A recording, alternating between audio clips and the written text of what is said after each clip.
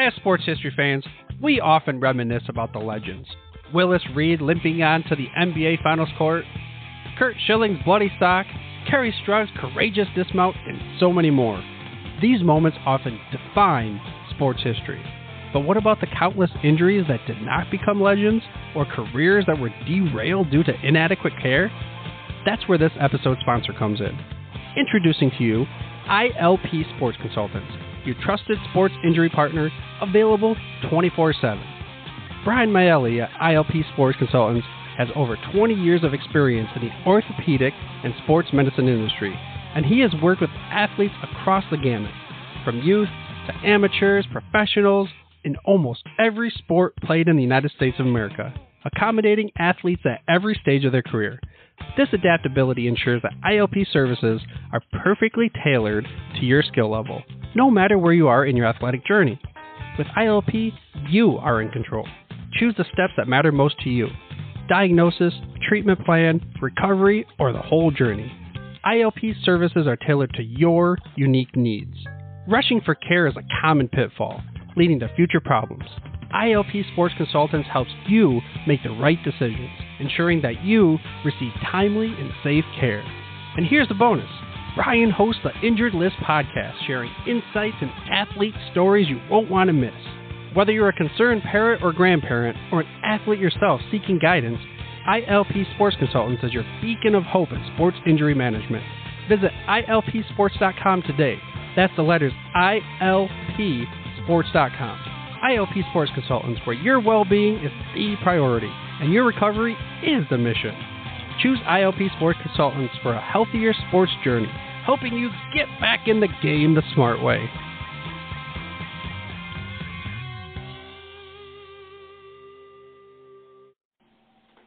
Blog Talk Radio.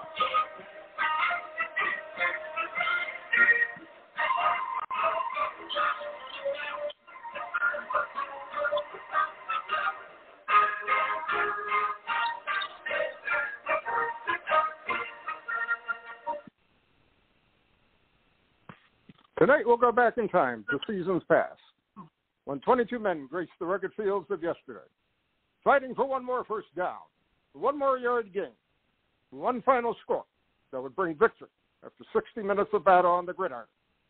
Tonight we'll explore the world of gridiron greats. Welcome to Gridiron Greats Football History and its Memorabilia on the Gridiron Greats Publishing and Broadcasting Network.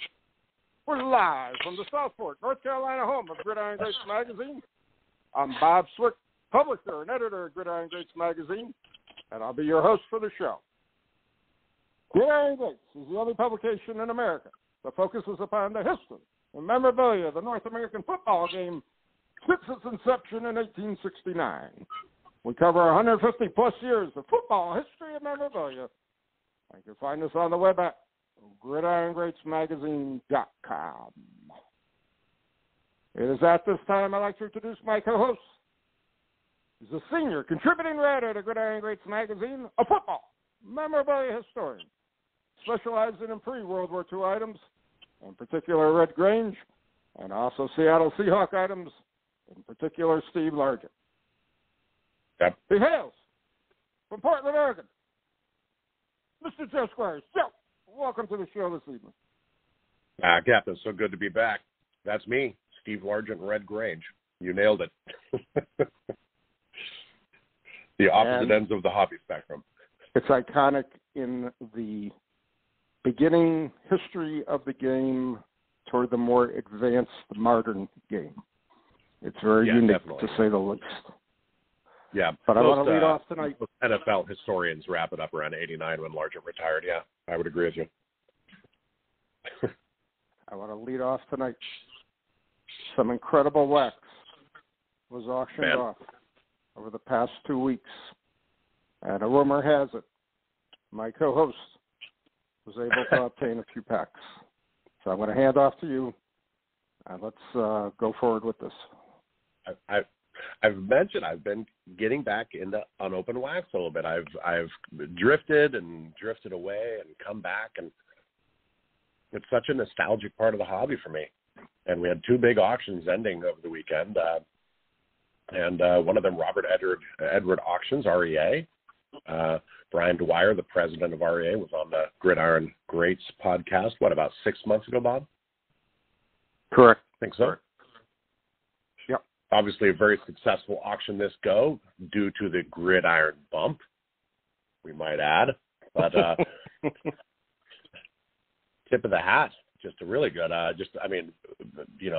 52 tops wax pack baseball sold for $87,000 plus the 20%.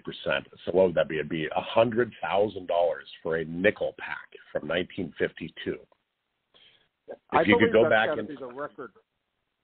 Got to be the record for any pack in baseball. That's my gut feeling. I don't think anything broke 100,000. I'm not sure though. Huh. I'd be very curious. Is there $100,000? Yeah, I got to do some research.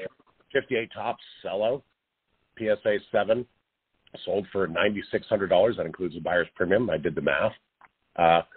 And 58 cello always tends to be in that 6 to 8 range. So, pretty cool to see that going strong. I haven't seen a 58 tops wax pack sell in a while. There was an ungraded one on eBay about a month ago. 57 tops football nickel pack, twin baloney, sold for about $4,000, which is in the range.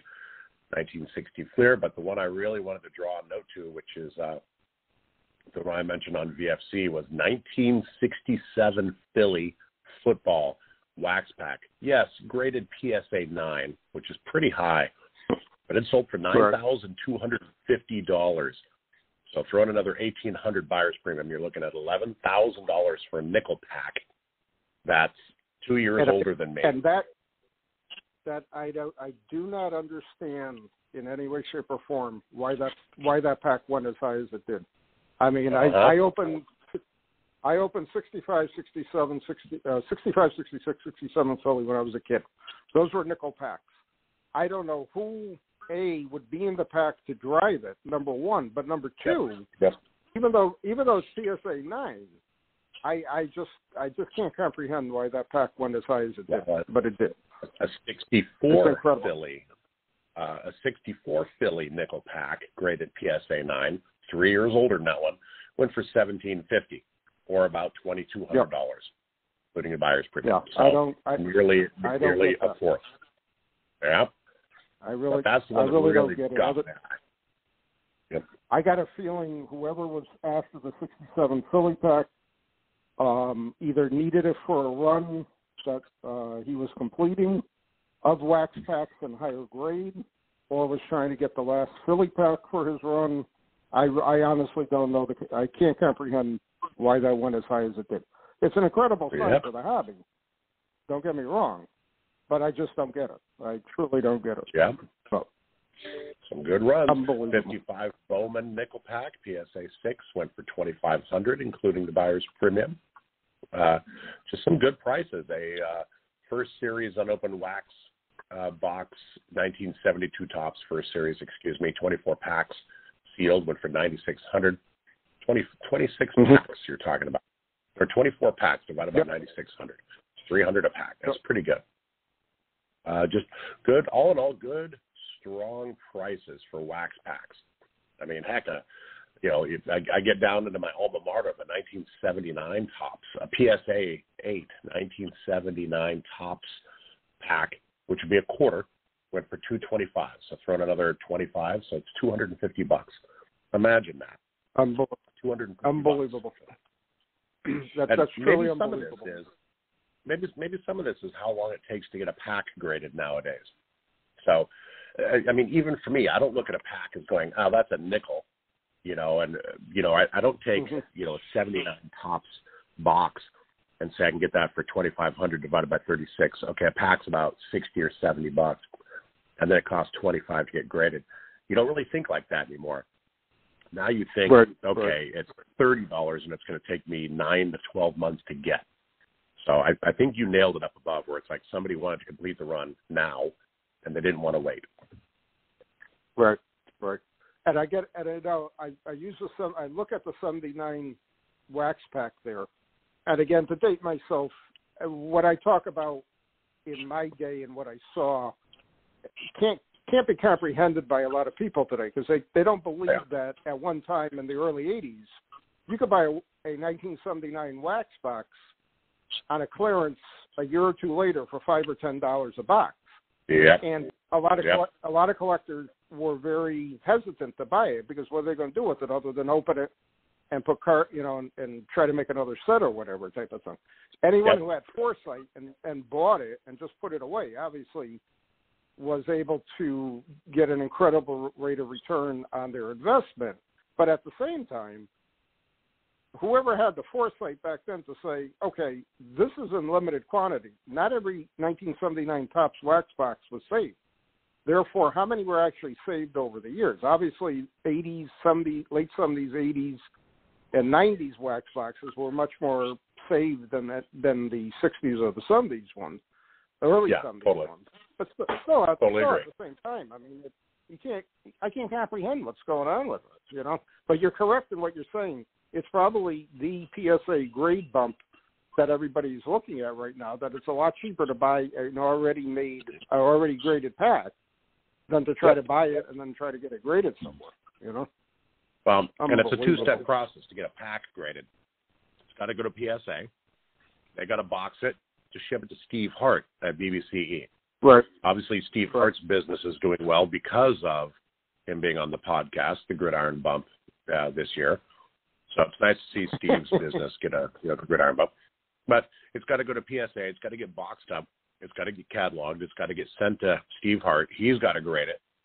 Or tell them what the number is, the grade number, authenticate it, mail it back to PSA, who's then got to slab it and then got to send it to you. I mean, that's a complicated process. And that's a lot of shipping. That's a lot of handling. That's a lot of getting jostled around. Yep. I agree. I agree. But again, I don't know. I can't see in a way. I do see in a way, and I don't see in a way. You got a graded pack of cards. So basically, the only way you're going to open it, if you really want to open those cards, you got to break open the pack. You got to, unseal it. Then you got to open the pack itself, and then you got to see what cards you got in there, and that's it. So it's an amazing game in a way, but also I understand a unopened wax pack collection, because I used to have one, unopened wax packs from 1975 to the current year until I sold them off. But I never thought in any way, shape, or form to get them graded. You know what I mean? And I can still remember one of our dinners years ago at a national. I brought a 76 wax pack with me. I opened it, and it was a bunch of commons. There was nobody there. Nobody in the pack that was really of any value.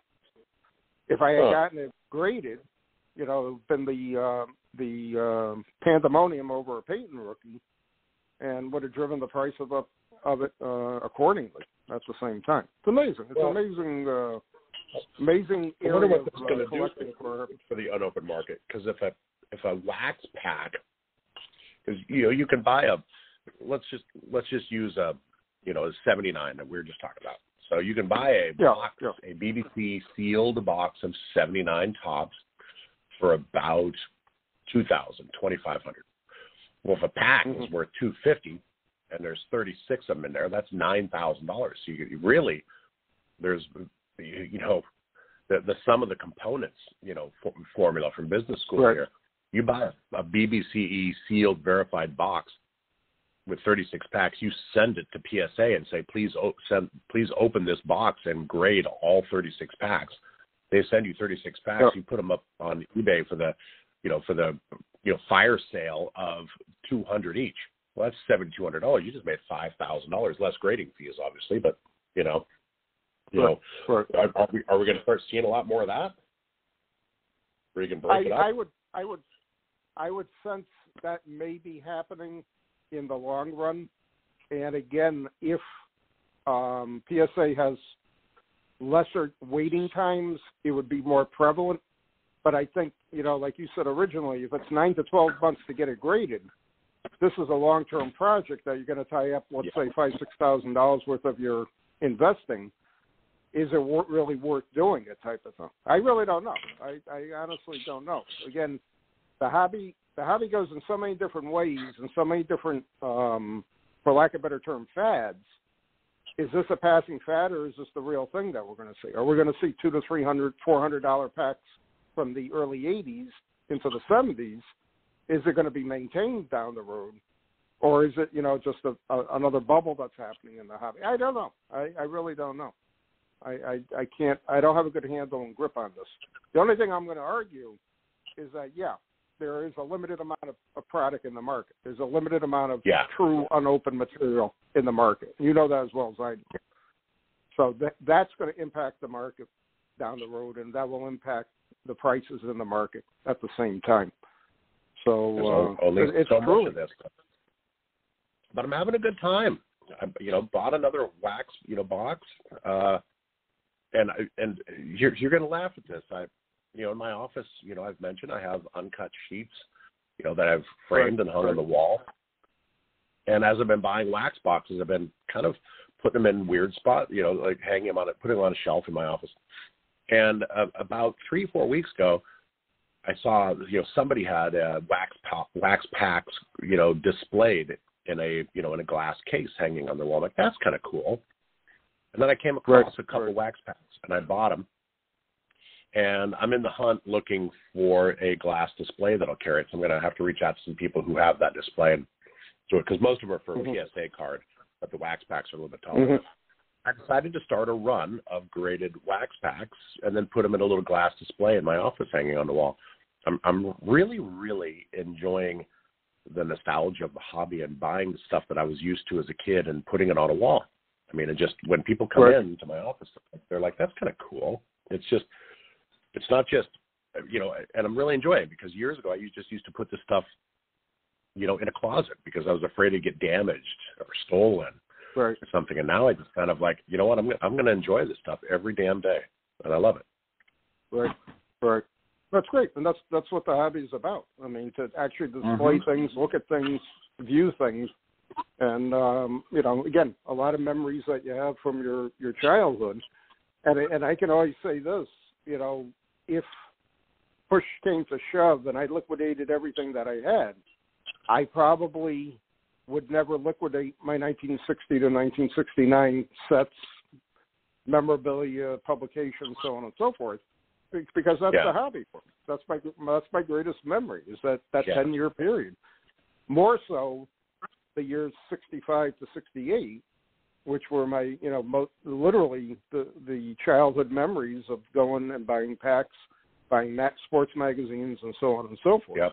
And that's the greatest part of the hobby is, you're remembering your youth in a lot of cases, and it's what it's all about at the same time. But I can see now what a longtime wrapper collector told me back in the 1980s. Mike Richardson was an incredible collector of sports card wrappers of all sports and display boxes. Oh, wow. And he said to me, it has to have been probably 86, 87, I started corresponding with him, and he says at some point you'll grow tired of cards and you'll want to start collecting the wrappers and the display boxes. And I had said to him, I still had a lot of wrappers that I had collected over the years from actually when I bought the packs, and I put them away. It would, somehow saved one of them a couple of years back, later 70s, early 80s. I'd open up a wax box. I saved all the wrappers, so on and so forth. So long story short, we traded I traded a bunch of stuff with him for wrappers I needed, so on and so forth. And when he said that to me at that time, I really didn't put a lot of thought into it. But, looking back at it now, almost 40 years later, it's incredible to think, there aren't a lot of wrapper and display box collectors out there or unopened wax pack collectors out there for a variety of reasons. It's too difficult to collect. Yeah. And B, the cost, it becomes cost prohibitive now, especially now with graded wrapper, graded wax packs and the like.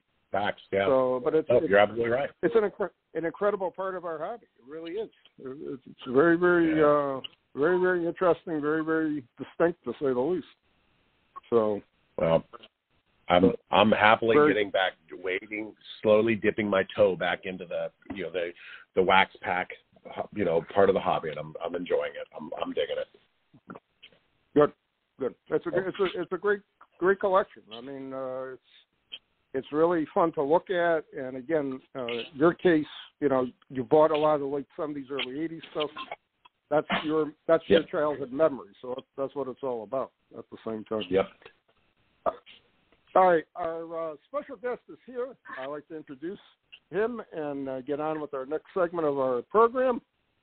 Our special guest tonight currently resides in Edmond, Oklahoma, with his wife and 3 children. He has worked in local government for nearly a decade after spending a decade working in college sports. His hobbies include collecting antique football memorabilia, travel, and attending and watching sporting events and serving in the community. I'd like to welcome to our show this evening, Mr. Casey Moore. Casey, welcome to the show.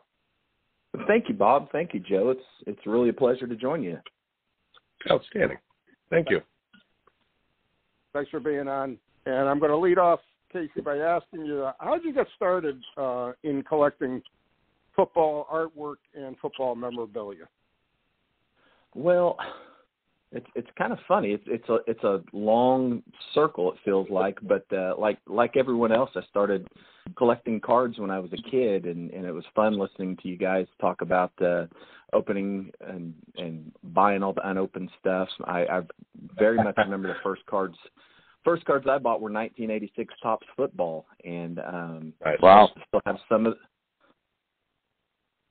those in the collection. They are rough, but they have a special bond. And then I got hooked just in time for the junk wax era. So we had I worked in a card shop as a kid for a little bit and blew every penny that they gave me on cards. And then like most everyone else, got to my teen years, and it all went away, and I got interested in other things. But really, the seeds of collecting football art and memorabilia really started when I was in college. I kind of really just reintroduced myself to the hobby. I think the biggest factor for me was in grad school. I was getting a master's degree at Wichita State in sport administration. And I had a class where I got to do an independent study, and I had to do some, essentially, for a lack of a better term, book reports. And one book that I did was a book called For Pride, Profit, and Patriarchy. And it talked about the early days of football, especially college football.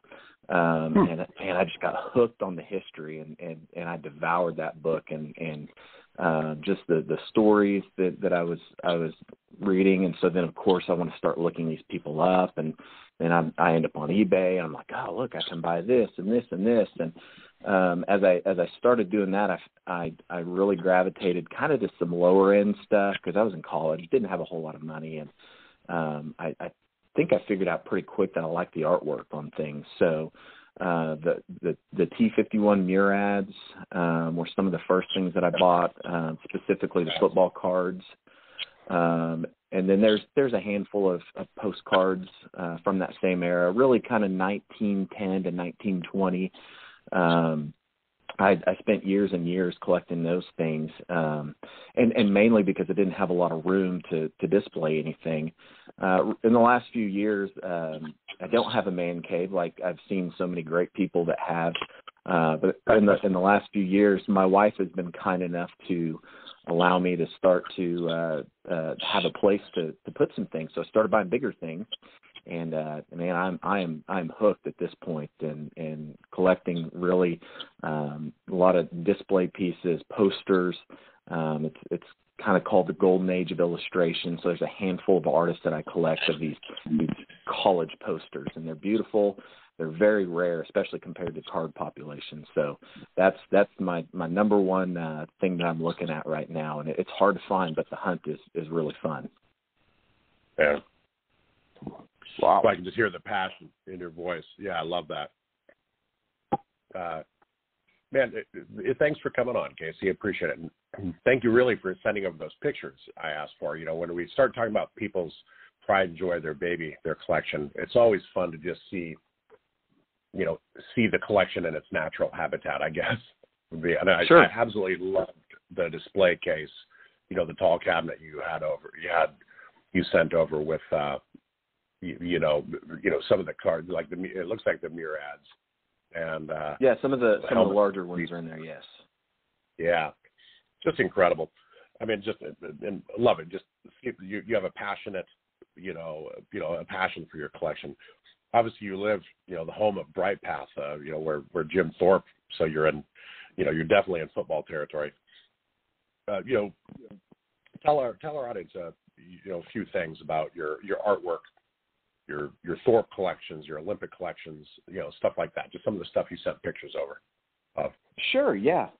You nailed it right on the head. In fact, Edmond is less than an hour away from Yale, Oklahoma, the birthplace of Jim Thorpe, and so you grow up in this state, and everyone knows who Jim Thorpe is, and knows the history and the stories, and so that's one of the first things when you start thinking, I'm going to collect antique football stuff and memorabilia and cards. Well, if you're from here, you start looking for Thorpe items. For me, again, and I never knew this about myself. I love the history, and I will spend so much time researching everything. But when it comes to looking at the collection and enjoying it, like you were talking about earlier, and putting things on display, I love the artwork. And so I collect kind of ancillary and obscure Thorpe items, more foreign type pieces. And a lot of the best stuff is kind of built around his 1912 Olympics triumphs, and so there is a fair amount of football stuff out there and baseball stuff out there, and I have some of those in my collection. But some of the stuff that I really enjoy, it revolves around his obviously he had such a worldwide reach and this huge thing when he became the greatest athlete in the world in 1912. So there were things that were being produced, for years and years after that, that recognize his achievements. So probably the neatest Thorpe item that I have is a print from a 1912 French magazine. I don't have it up on display because I can't bring myself to remove it from the magazine. I can't destroy something. So it's a cool item that I wish I had on display and I could look at all the time, but I can't bring myself to take the magazine apart. And then I've just got a bunch of random items like that make me happy and aren't the most expensive Thorpe items. I'd love to have some of those, and I've got a few on my want list someday. But I just like to find things that are unique and are fun to look at. Good for you. That's the way it should be, man. I like it. Yeah, and then you'd mentioned also the posters. That's what I'm really into more than anything. And those college posters are hard to find, and they display beautifully. And thankfully, my wife likes them because I'm maybe the only person in the world that his wife allows him to display his collection in the master bedroom. So Wow. So we've kind of. All those pictures I sent you are in our master bedroom. She kind of said, "Yeah, we can have like an early 1900s dorm room feel." I said, "Sure, let's do it," and I was beyond excited. I did see a mirror on that wall, so yeah, that makes sense. Yeah. So that's something that you won't find in most homes in America. That's pretty cool. Huh. That's cool. All right, now I'm looking for the intimate stuff here in the picture. I'm looking for you cropped out the nightstand stuff, so good job, well done. Yeah. I made sure to focus on the collection. Absolutely, Joe. Yeah, you don't want to make that mistake with me. I'll run with exactly. it. Casey, I know you got so much stuff in your collection, and looking at those photos of the items, I mean, they're just some great items. Can you narrow down for our audience what you consider to be your top 5 items in your collection, and if you can describe them to our audience at the same time? Oh, 5 items, sure. The nice thing about, what I wouldn't say the nice thing, the exciting thing about collecting these display items is, you feel like it's such a victory when you actually win something because they're so hard to find. Yeah. And then when you do find them, there's not a lot of people that collect them, but they're neat. And so people will bid on them and actually number one, I'm gonna say it because even though I don't have it in hand yet, I just bought 3 posters by an artist named Bristow Adams, and these are the college posters that really grabbed me and pulled me into this part of the hobby. And to be honest, I've come up short on them many times over the years. And so this last weekend, I just happened upon an auction at the right time and reached out and got the deal done, and I'm waiting. They're supposed to be here tomorrow. So you didn't even see them in the you didn't even see them in the pictures yet, but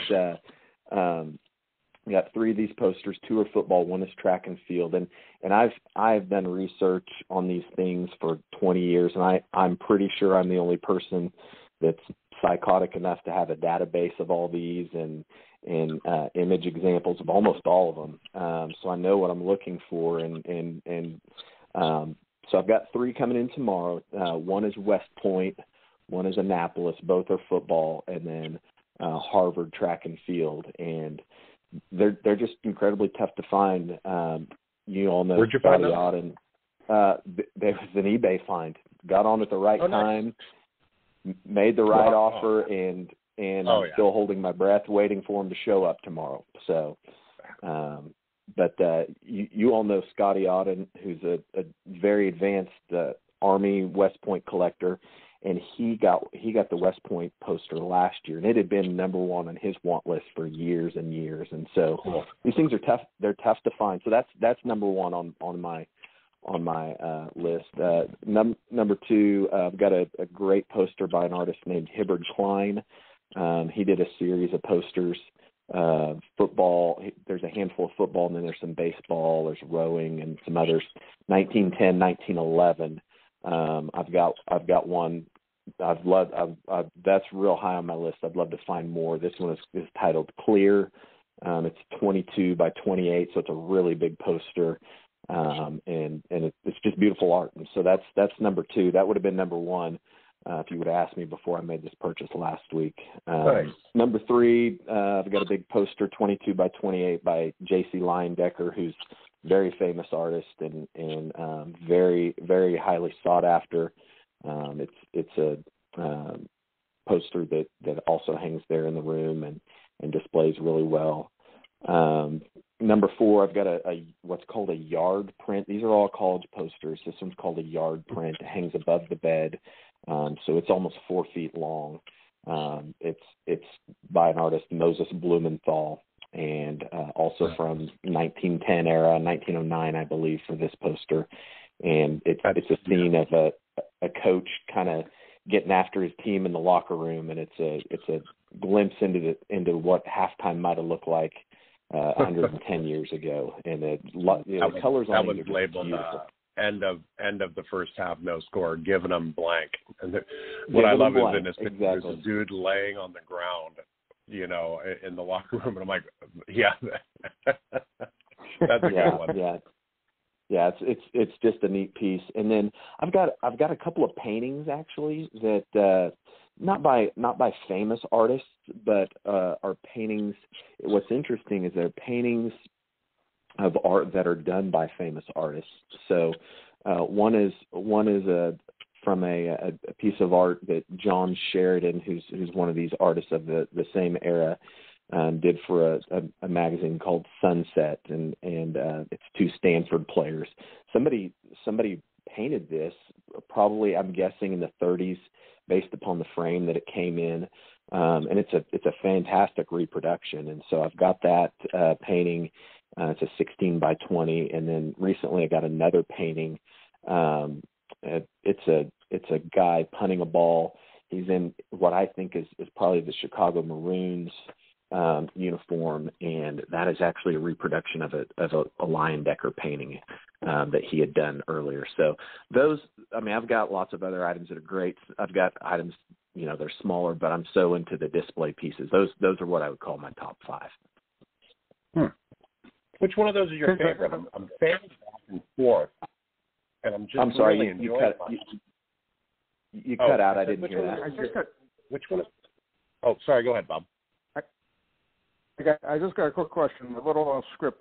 On your posters, how difficult and or how easy is it to frame them? And do you feel like a limit as far as what you're going to frame and what you won't frame because of the age of it? I'm just curious about that.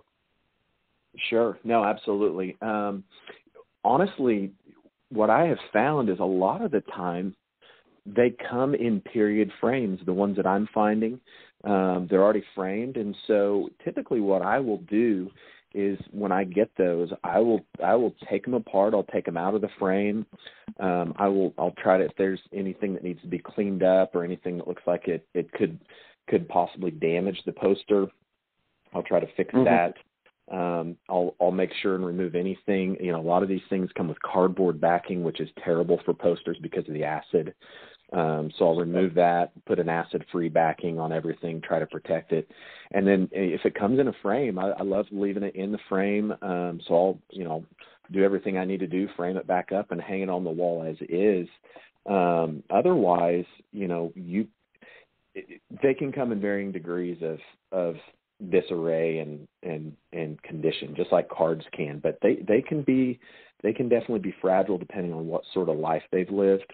But putting them in a frame, in a proper frame is definitely much better for them than any other way to have them. And so, we don't have any UV rays coming into our bedroom. It's all LED lighting, and so that's a good thing for them too.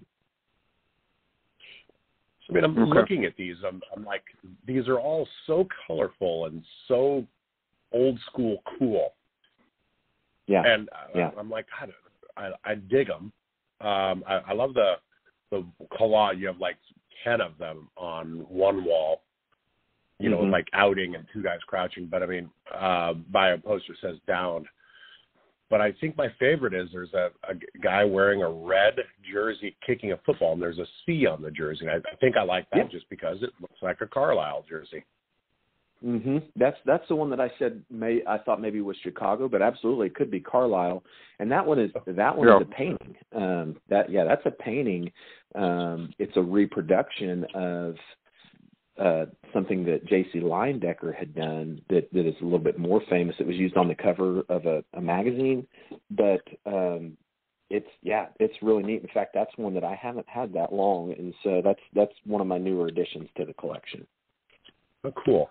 Right on. So you mentioned in your bio when you emailed it over, that you work in local government. So immediately my mind went to Parks and Rec, and I imagine you kind of was Ron Swanson.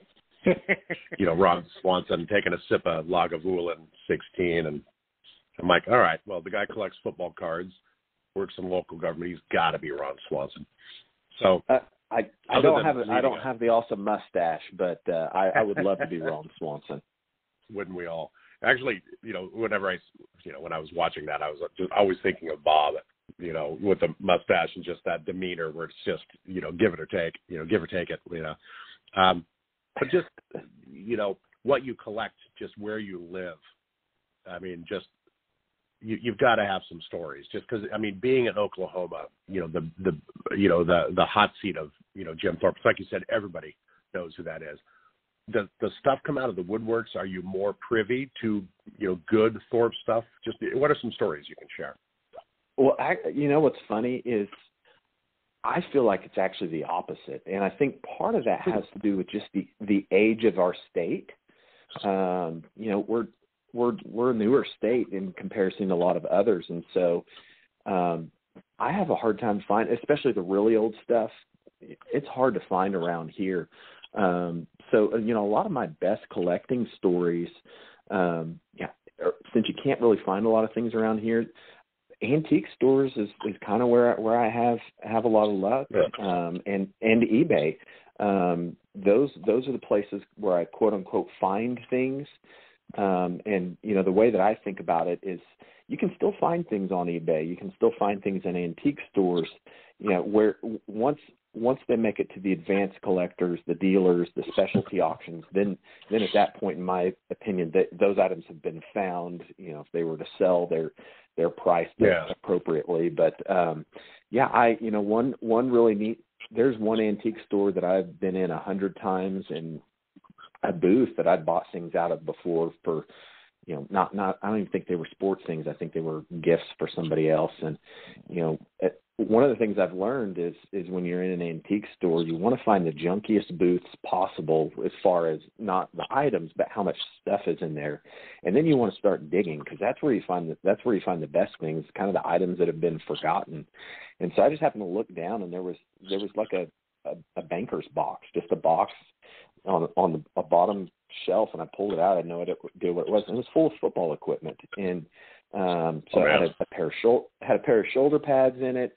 Had some, and they weren't great. They're on display, but had some 1930s cleats, and then had a pair of 1900 to 1910 pants.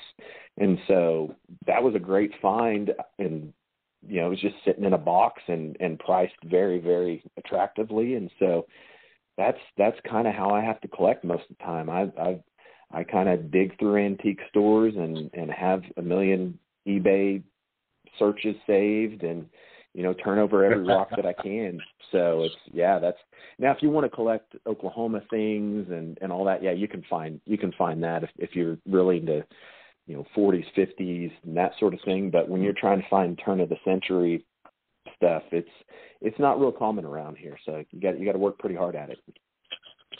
Boy, and that herd of people doing that Jim Thorpe search, on eBay, and all the various ways you can search it is pretty. Mm-hmm. You're pretty good company. Oh, I know for a fact. Yeah, absolutely. Yeah, me included. It's a weekly thing, but also kind of a I'm bored. Let me take a quick peek. But lately I'm distracting myself with football wax packs. But it's keep doing that. Leave the Thorpe stuff for us. I love it, but how cool is that? Just I don't know. It's just West Coast envy, because nothing cool. There's no football history that starts with Portland, Oregon. So. But I mean, there's antique shops if you play markets. I haven't been able to find anything. So I'm sure one of our antique shops downtown Southport, and the guy, like you're saying, he's got access to buy up on a shelf. I'm looking for it. It's a Life magazine, the Colts on it from the 60s. And I talked about the guys, and I asked how much he wants for it. And he says, the Colts fan. I said, well, I collect football. So he gave me the price. I paid him no problem. And I asked him, do you have any football stuff? Because what do you call it? Like a storage area, like a barn. He used a particular word for it. Full of stuff. I'll start pulling some football stuff. I'll bring it into the store. So pretty interesting. You never know what you're going to find anywhere you go. It's simple. Absolutely. Absolutely. You least expect it, you'll find something. It's amazing. How can you tell if a piece of artwork that you're buying is real or a reproduction? Do you have any guide to go by that you utilize?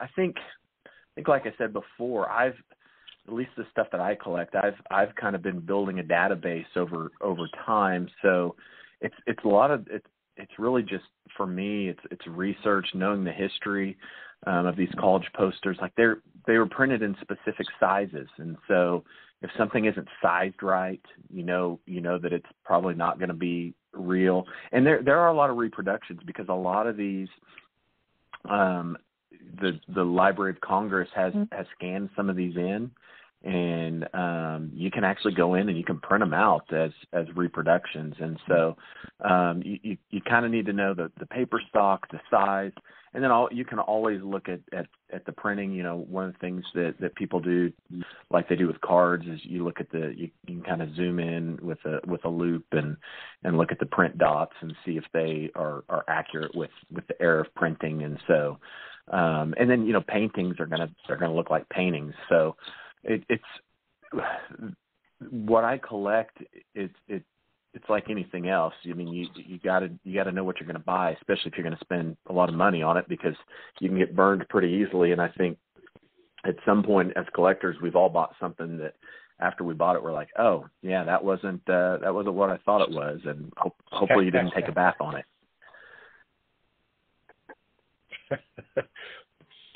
I've also bought stuff and went, oh shoot, I should not have bought that, and then you know, a year later, wow, I'm really glad I bought that. So, yeah, I've done that. I've done that too.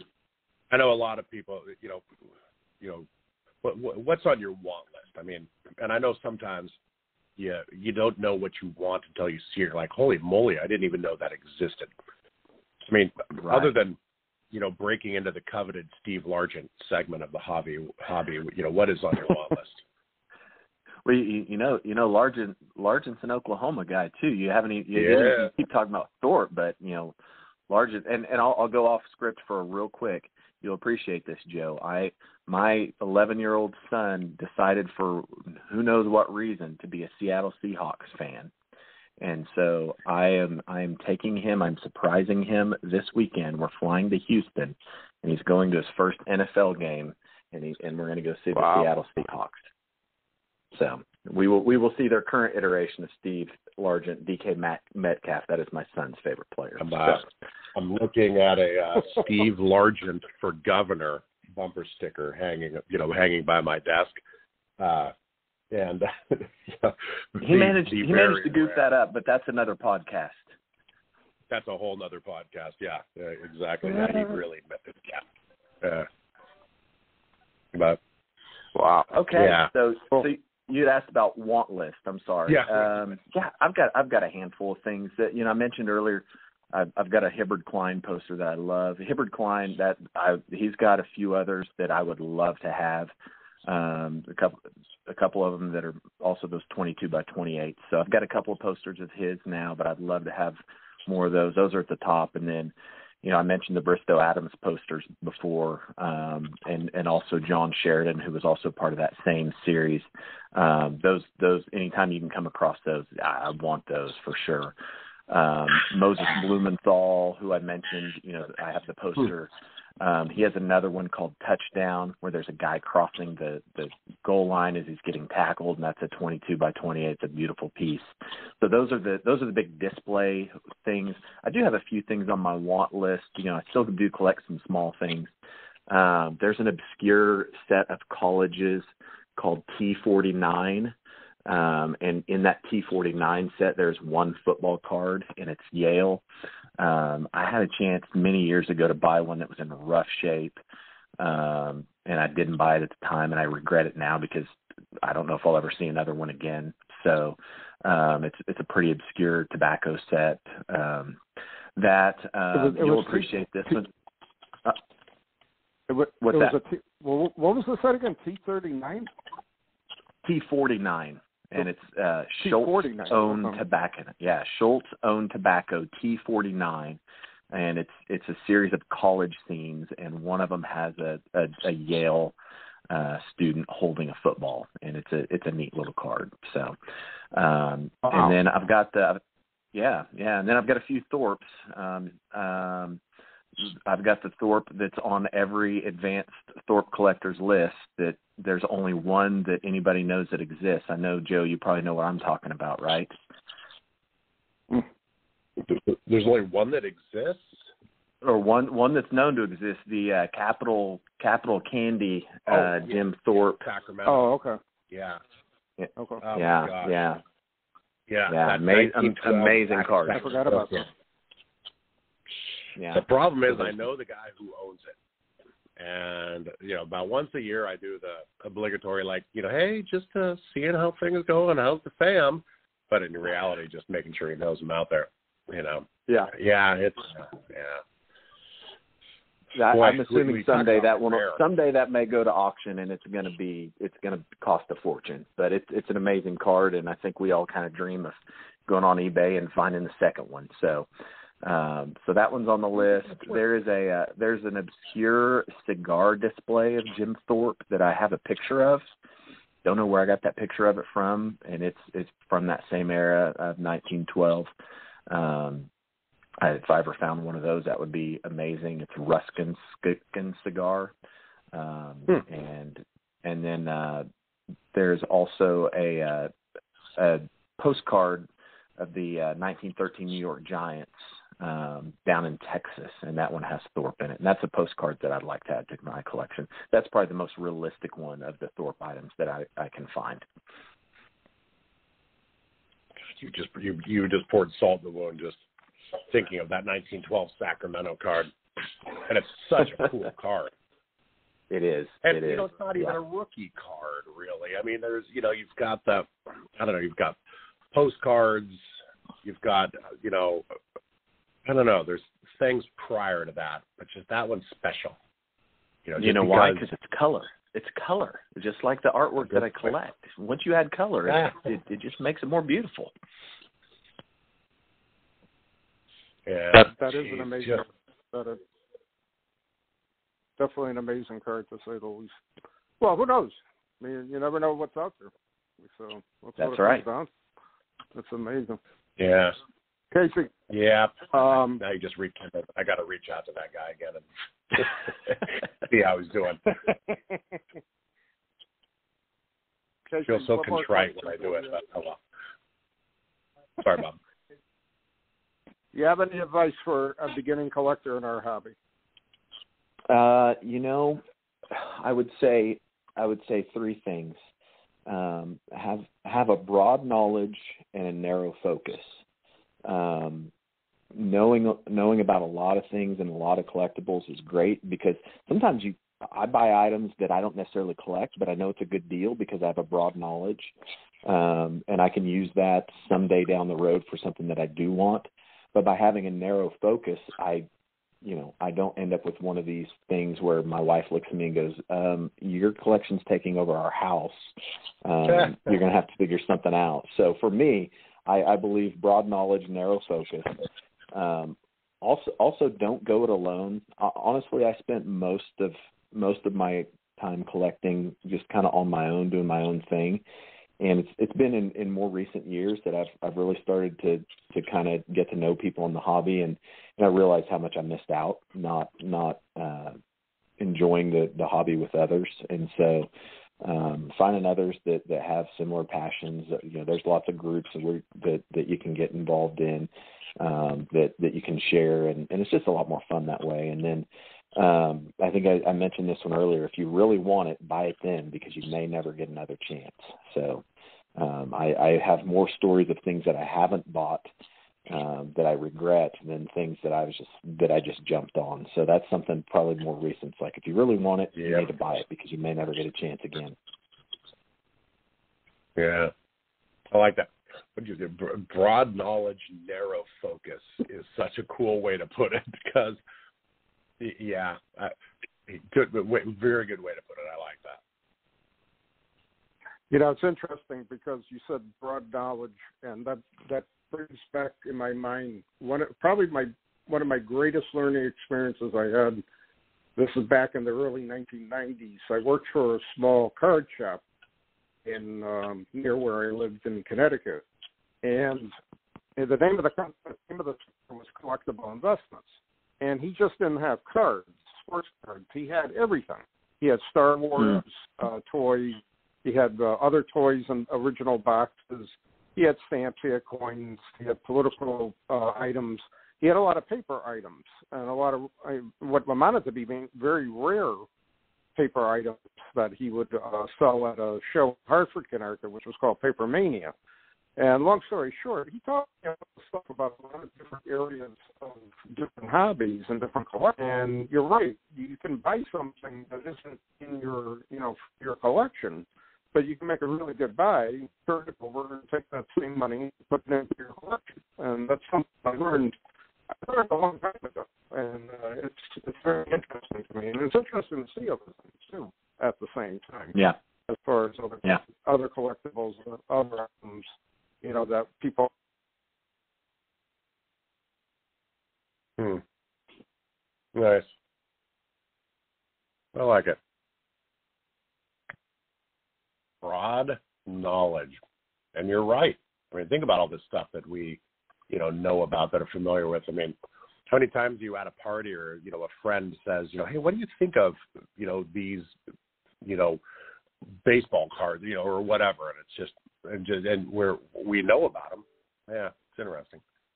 Yeah, I mean, I can tell you what years these baseball cards are from, and I can tell you who the best players are, and hey, you want high numbers and this and that. But do I collect any of it? No.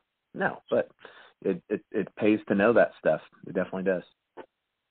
Yeah. Yeah, definitely. I mean, the more knowledge anyone has in any hobby, and the more general knowledge you have, the more historical knowledge you have, so on and so forth. It's very, very helpful in collecting, and that's a very good point that you brought up. And I'm glad you did, because it's kind of overlooked in our hobby to a large degree, because people tend to be very over specialized in things. And then they miss out on a lot of other things. So that's a good point. I like it. Casey, any other final thoughts? No. This has been fun. I really appreciate you guys having me on. Like I said just a minute ago, I went it alone for a long time, just kind of in thinking I would enjoy the hobby more by myself. But as I get to know more great people like you all, it makes the hobby a lot more fun. So I really appreciate the opportunity to spend some time with you. Well, thank you for being on, Casey. And like I said, I've over the years have seen and talked to people with some incredible collections, and it truly astounds me to see what people have in their collections. And I truly thank you for sharing it with our audience tonight. I appreciate it. Yeah. Thank you, guys. Thank you for coming on. We're going into our 2-minute warning.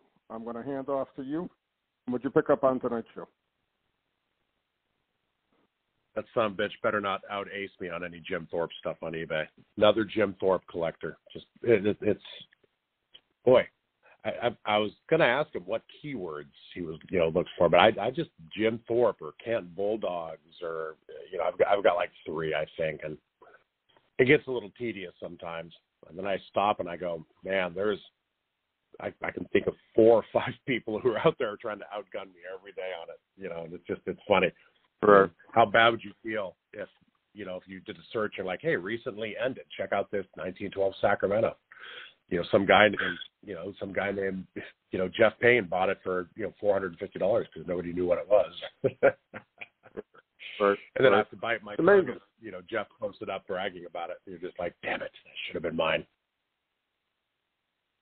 Well, that's, again, it all goes to show, you got to spend the time, which you do anyways, looking for stuff, and you got to be knowledgeable about what you're looking at. And it's amazing to me, eBay still presents, I call it the wild, wild west out there, because you never know what you're going to see on there. You never know, in a lot of cases, if it's legitimate or not legitimate, and you don't know who you're up against trying to bid on something with it. So it's pretty amazing to see. And again, eBay's evolved very dramatically over the years. Anyways, to me, it's more of a fixed price, buy it now type of website rather than the true auction house that it started out to being, many, many years ago. So it's pretty interesting to see. But Casey's got a great collection, and I enjoyed hearing about the artwork, which is, I think, kind of overlooked in our hobby. To say the totally. People collect many different specific things, basically cards, publications, and the like. But he's into the artwork, and I think that's pretty cool and pretty neat. Yeah. The pictures he sent over of his artwork were really cool. It was very nice. It is. They were beautiful, beautiful pieces. All right, we're almost we're running out of time. If you're not a subscriber to Gridiron Greats Magazine, what are you waiting for? Check out our website, GridironGreatsMagazine.com. And just a quick plug for the rest of the month with our shows. Our 75th issue will be coming out in January. We're going to have it out the middle of the month, so it's going to be very interesting. A lot of our theme of 75 will be prevalent in that issue. All right, final thoughts, 30 seconds, Joe.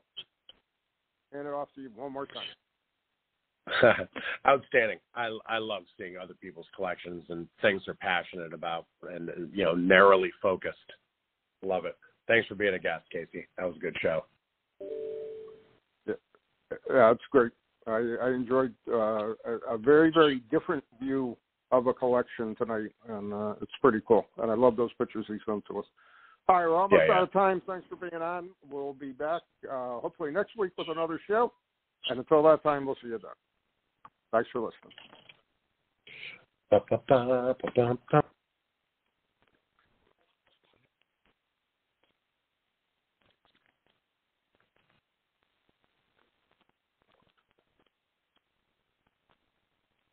Hey there, sports history fan.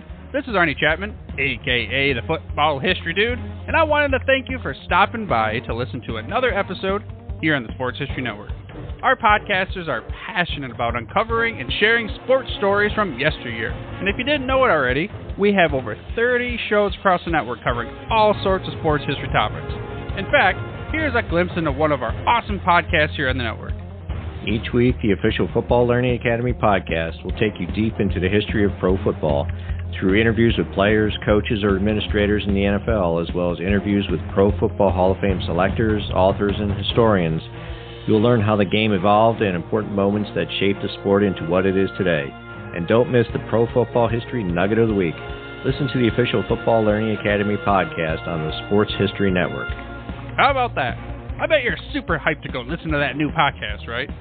Well, to learn about this show and all the other podcasts on the network, head over to sportshistorynetwork.com/podcast. Again, that's sportshistorynetwork.com/podcast.